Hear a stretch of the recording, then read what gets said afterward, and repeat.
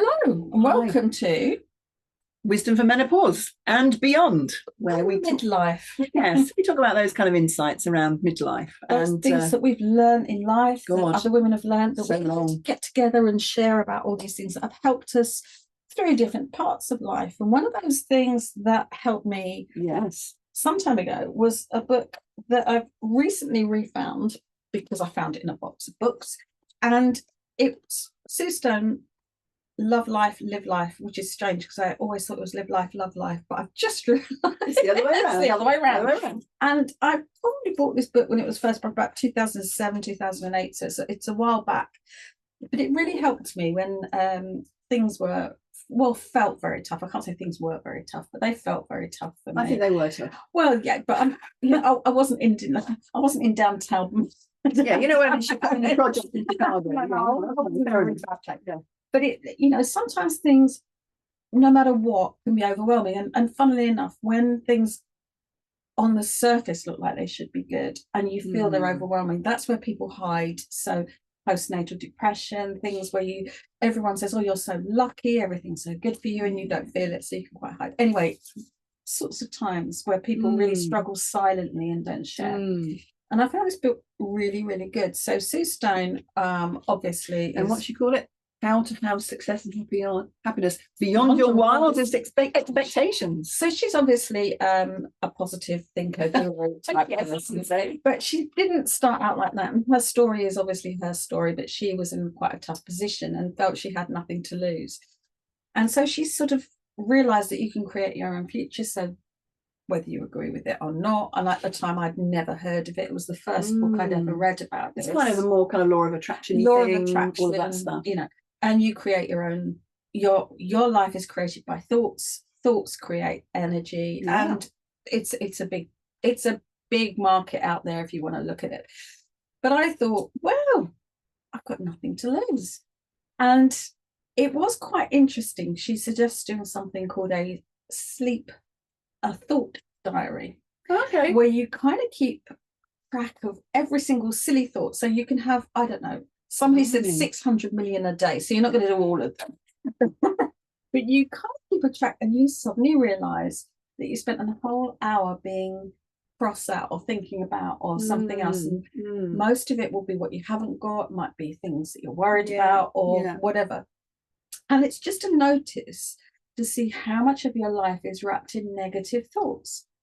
And you could think, well, it's very valid to be cross with Mary down the road or something. And it might be sometimes, whatever. But it's how much is it doing you good? So linked to, and I always used to say this, like when the personal development course that I met my husband on, and there was one thing they said, so if by having negative thoughts about somebody that had done you wrong, you could make something happen, like their arm or leg would fall off, or whatever would happen to them, then that might be a productive thing. But actually that doesn't happen, unfortunately. Even when those vans cut you up on the motorway and you have bad thoughts about them, they just go on in their merry way. But what happens is having bad thoughts creates those, whatever, is it cortisol, is it all that kind of stressful, whatever's kind of going around in your system. So you get to feel like shit. They're still fine. So, and that's what they were saying, if you, by having negative thoughts, and however valid it is, what is it doing for you? Yeah. So it doesn't change anything. A bit of a journey, and it's something that I say to people, have a go, because what's the worst thing that will happen? You know?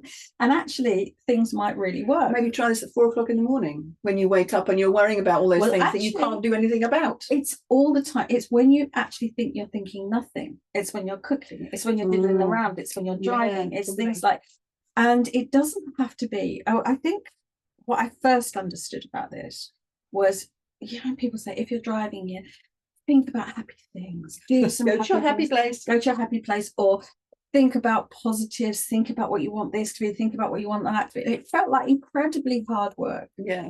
And it just felt like I've got to be this positive person that keeps. I know. And if I'm not positive, that's why I have bad things in my life. So I could blame myself for that too. So So she's come up with, and I think we've talked about this before, but it was just that I came across this book again, and it's always interesting because when I first read it, I got all of this stuff out of it, and then I read it again, and it was like a completely different book, you know, like because your mind has changed, you've changed, your memory of the book's changed and everything. And what I found this time was how I struggled with it first time round. How to get rid of negative thoughts, how to be positive, or how to deal with negative thoughts, actually, because you already know that they're always going to be rooting about in there. And it's how to deal with and how to be positive all the time in your life. And I thought, God, this is such hard work. And I looked at it this time, I thought, that's really easy. That's straightforward. So she has 4 different ways of dealing with them. 4 different ways of dealing with it. So first of all, the thought diary is a good one, just so that you're very aware. Okay. And checking in with yourself every couple of minutes, thinking, oh, was that a positive or negative?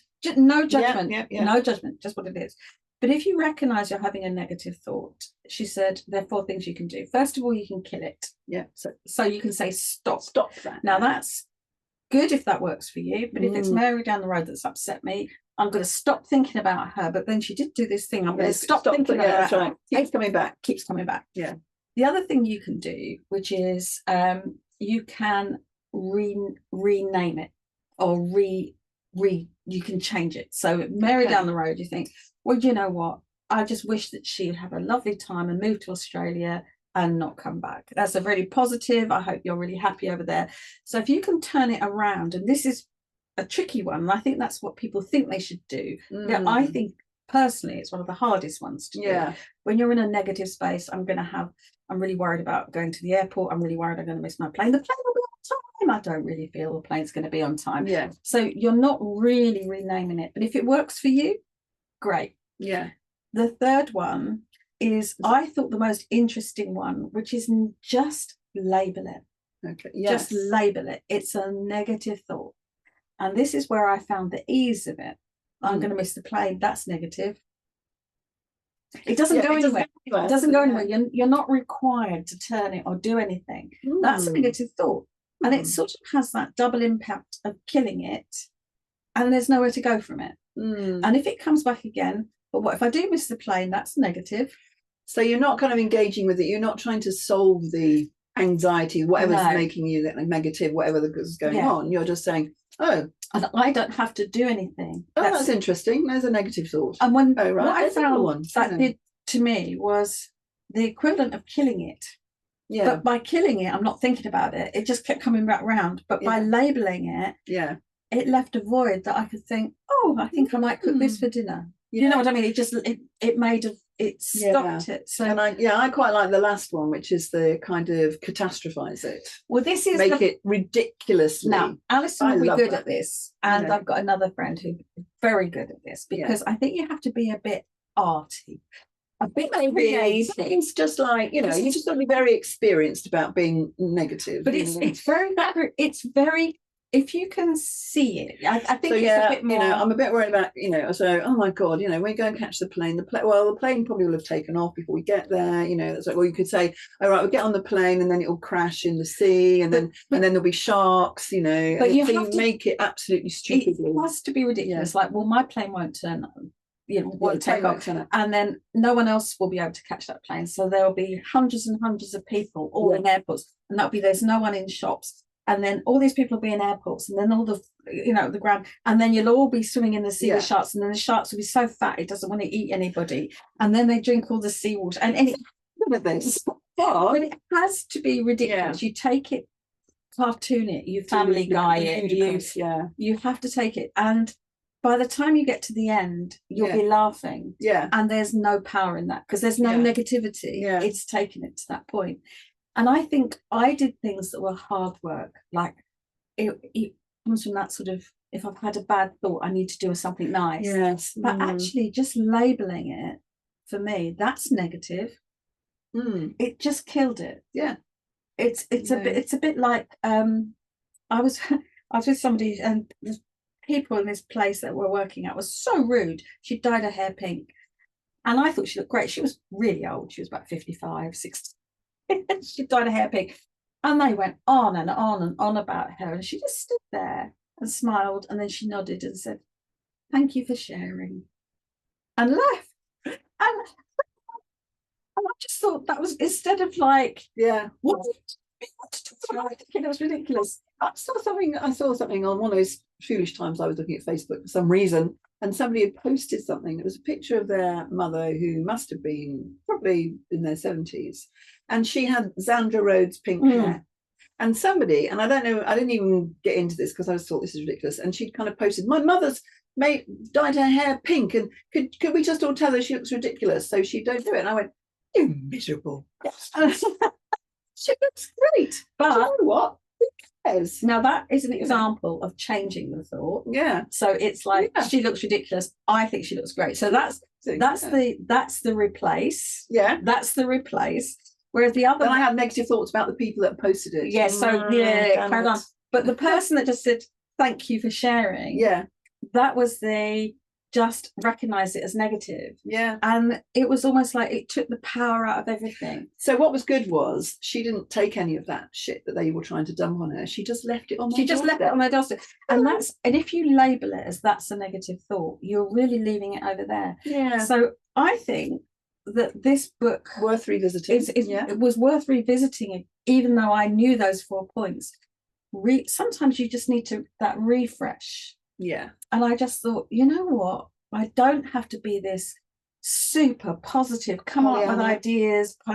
All I can do is I don't want to think about it. It's like done. Yeah. Done. Negative. And so I think leave those 4 things. So the 4 things are kill it, replace it, just label it, or catastrophize or make it. I like the word cartoon it. Okay, fair enough. All right, let's go with that one. Let's go with cartoon it, and see what works for you. Because whatever happens, even if you don't end up as a millionaire, honestly, just having less negativity is just a nice place to be in. Because what that does is it actually just benefits you physically, because you're not putting those cortisol and that kind of stuff around your adrenaline all the time. No.